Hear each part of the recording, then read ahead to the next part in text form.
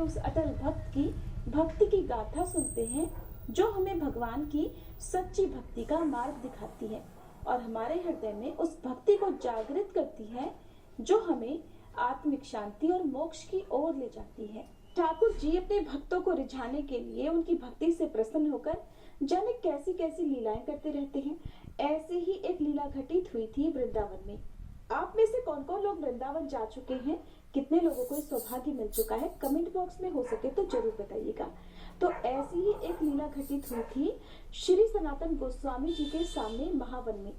उन्होंने देखा कि कुछ गोप बालक खेल रहे हैं और एक श्याम बालक श्री सनातन जी की ओर देखकर मुस्कुरा रहा है। वो उस बालक को गले लगाने के लिए दौड़ पड़े और जैसे ही उसके पास पहुंचे तो वो बालक अदृश्य हो गया। अब तो वो भाव विभोर होकर रोने लगे। इतना रोए कि रोते रोते मूर्छित होकर ही गिर पड़े। अब उन्हें एक सपना आया जिसमें उन्होंने उसी बालक श्री कृष्ण का रूप देखा। श्री कृष्ण ने उनसे कहा कि अगर आप मुझसे मिलना चाहते हो तो मैं मथुरा में श्री परशुराम चौबे जी के घर में रह रहा हूँ। आप वहां जाइए और वहां से मुझे अपने साथ ले लीजिए। सनातन जी अगले दिन प्रातःकाल होते ही मधुकरी यानी भिक्षा से जो मिला हुआ भोजन होता है, भिक्षा से प्राप्त भोजन को मधुकरी कहते हैं। तो वृंदावन आप कहीं भी जाए तो मधुकरी आप जरूर मांगकर खाइएगा। ऐसा बहुत किस्मत वालों को ही मिलता है कि किसी को मधुकरी आसानी से प्राप्त हो जाए। और कहते हैं वृंदावन जाना भी तभी सफल होता है जब आप मधुकरी पा लेते हैं। तो सनातन जी अगले दिन प्रातःकाल होते ही मधुकरी पाने के लिए श्री परशुराम चौबे जी के घर पर पहुंचे। तो वहां पर उनको उस बालक का श्री ठाकुर मदन मोहन जी के रूप में दर्शन किया। वो एक टक मदन मोहन जी को देखते रहे और उनसे आसक्त हो गए। सनातन जी वैसे तो कई दिनों में एक बार मधुकरी के लिए जाते थे, लेकिन अब मदन मोहन जी को देखने के बाद उनके दर्शन के लोभ से वो प्रतिदिन ही मधुकरी के लिए उसी घर में जाने लगे। वो मदन मोहन जी के दर्शन करते और घंटों खड़े उनके सामने रोते रहते। अब एक दिन घर की वृद्धा माता ने देखा कि ठाकुर जी से नेत्र मिलाए सनातन जी घंटों से खड़े हैं, साथ साथ रो भी रहे हैं। उनकी ऐसी प्रेममयी दशा देखकर वो बोली, बाबा इनको देख रहे हो? अरे इनको मत देखो, ये तो सर्वनाश कर देते हैं। मेरा बहुत बड़ा परिवार था, खूब संपत्ति थी, परंतु जब ये हमारे घर में आए तो इन्होंने आते सब कुछ नाश कर दिया। मेरा तो परिवार मिट गया, मेरी सारी संपत्ति चली गई, केवल मैं अकेली रह गई। तब सनातन जी ने कहा, माता जी अब आप इस चीज का परिचय मत दीजिए, मैं भी इस स्थिति को जानता हूँ, मेरी भी यही दशा हो गई है। जब से मैंने इनसे प्रीति की है तभी से मेरा सर्वनाश हो गया है। मेरे निकट जो जो कुछ था अब वर्तमान में कुछ भी नहीं रह गया। ये इन्हीं की नजर का चमत्कार है। तब वृद्धा ने पूछा, ये आपको पसंद आ गए क्या? सनातन जी बोले कि मैं तो पहले से ही इनके नेत्रों में बिक चुका हूँ। उन वृद्धा ने कहा, मैं तो वृद्ध हो चली हूँ और मैं सोच रही थी कि अब इनकी सेवा कौन करेगा, क्योंकि मेरे परिवार में तो अब इनकी सेवा करने वाला कोई बचा ही नहीं है। अब यहाँ पर आप इस बात को बिल्कुल मत समझिएगा कि ठाकुर जी से यदि हम प्रेम करेंगे तो हमारा परिवार नष्ट हो जाएगा, हमारा सब कुछ छिन जाएगा। ऐसा नहीं है, बल्कि इसका आंतरिक रहस्य ये है कि जब से मदन मोहन जी पधारे तब से उन्होंने एक एक करके उनके पूरे परिवार को अपने धाम में भेज दिया। ठाकुर मदन मोहन जी ने चौबे जी के पूरे परिवार को अपनी नित्य लीला में सम्मिलित कर दिया, जो कि बड़े बड़े योगियों के लिए भी दुर्लभ है। ठाकुर जी ने उनका लौकिक धन हटाकर चिदानंद वस्तु प्रदान की। जो प्रभु के चरणों में अपने चित्त को लगा देते हैं तो बिना कोई और साधन किए प्रभु उसको स्वीकार कर लेते हैं और फिर अपने दिव्य धाम, दिव्य स्वरूप और दिव्य लीलाओं में प्रवेश दे देते हैं। तब वृद्धा ने कहा कि बाबा मैं तो वृद्ध हो चली हूँ, एक ना एक दिन मुझे तो भगवान के पास जाना ही होगा और इनको मेरे बाद कोई ना कोई तो वैसे भी ले जाएगा। मुझसे अब इनकी पूजा सेवा बनेगी नहीं और मैं भी ऊब गई हूँ इनसे, क्योंकि मुझे इनसे कोई लाभ मिला ही नहीं। वो सब बाह्य दृष्टि से विरोध करते हुए कह रही थी, अगर लाभ प्राप्त होता तो कम से कम नाती पोते ही होते इनकी सेवा के लिए, पर घर में तो कोई नहीं बचा, केवल मैं ही अकेले बची हूँ। मेरी मृत्यु का समय भी अब नजदीक आ रहा है, तो कोई ना कोई तो चाहिए ही इनकी सेवा करने के लिए, लेकिन मैं तो इन्हें उसी को दे सकती हूँ जो इनसे प्यार करे, इनकी सेवा करे। मुझे तो बड़ा संतोष हुआ आपके नेत्रों में इनके प्रति इतना प्यार देखकर कि आप इनकी प्रेम पूर्वक सेवा करेंगे। आप इसी से पहचान सकते हैं कि मैं कितना प्यार करती हूँ अपने ठाकुर जी से, क्योंकि मैं तो इन्हें अपने नेत्रों से ओझल ही नहीं होने देना चाहती। किंतु बाबा, अब मेरा शरीर बूढ़ा हो चुका है। अब मेरे शरीर में इतनी ताकत नहीं बची कि मैं इनकी नित्य सेवा पूजा पाठ कर सकूं। इनको आप ले जाइए।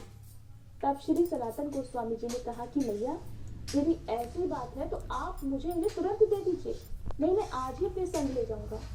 अब तो वृद्धा माता जी ने रो रो कर ठाकुर जी को बार बार हृदय से लगाकर उन्हें श्री सनातन गोस्वामी जी को दे दिया, मानो कोई माँ अपने कलेजे का टुकड़ा अपने बेटे को किसी और को सौंप रही हो।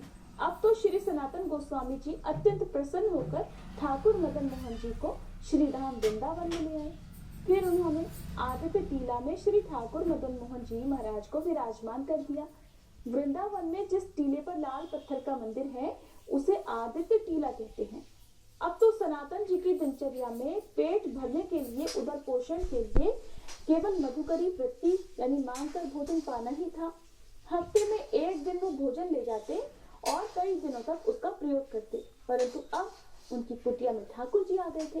तो अब तो श्री सनातन जी ठाकुर जी के भोग के लिए रोज रोज आटा मांग कर लाते और उसकी बाटी बनाकर फिर पहले ठाकुर जी को भोग लगाते और वही खुद भी पाते।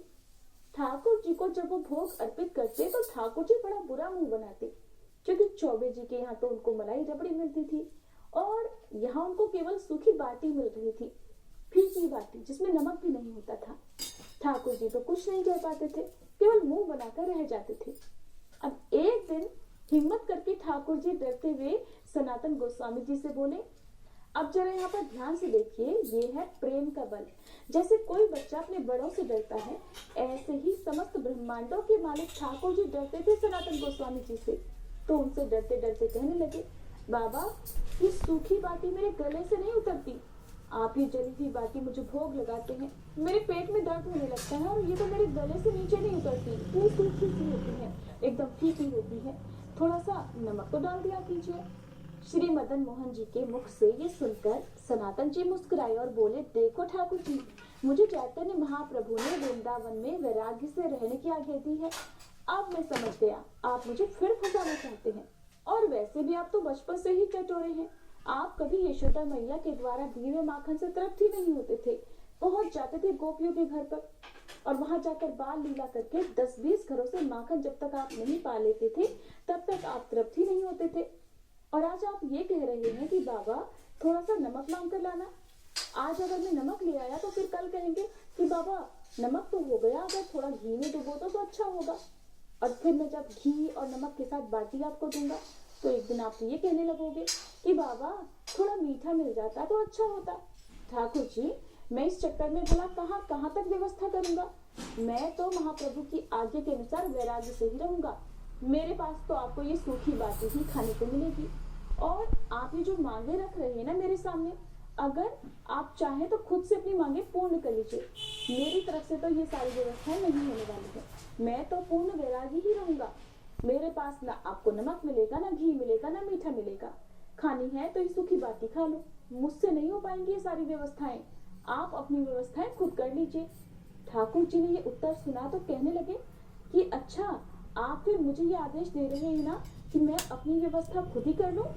तो श्री सनातन जी बोले, हाँ आप अपनी व्यवस्था कर लीजिए, हमें इससे कोई परेशानी नहीं होगी। सुना तो सुनकर ठाकुर जी प्रसन्न हो गए। मन में विचार करने लगे कि अब तो केवल सूखी और फीकी बाटी खाया करता था, अब तो घी लगी हुई नमकीन स्वादिष्ट बाटी खाने मिलेगी और कभी कभी मुझे मीठा भी मिल जाया करेगा। उसी समय मुल्तान देशवासी रामदास कपूर जी एक विशाल नौका में तरह तरह के रत्न, सेंधा नमक और काबुल के मेवा इत्यादि भरकर यमुना जी के रास्ते आगरा जा रहे थे। तो आदित्य टीला के समीप यमुना जी भी थी। वहां पहुंचते ही उनकी नौका फंस गई। बहुत कोशिश करने पर भी नौका वहां से नहीं निकली। नौका भला चलती कैसे? ठाकुर मदन मोहन जी यजमान को जो पटाना चाहते थे। अब श्री रामदास कपूर जी बड़े परेशान हो गए, क्या करें, कैसे नाव को आगे बढ़ाएं। तब ठाकुर जी एक गोप बालक का वेश धारण करके उनके पास गए और कहने लगे, सुनो, ये नौका ऐसे नहीं निकलेगी।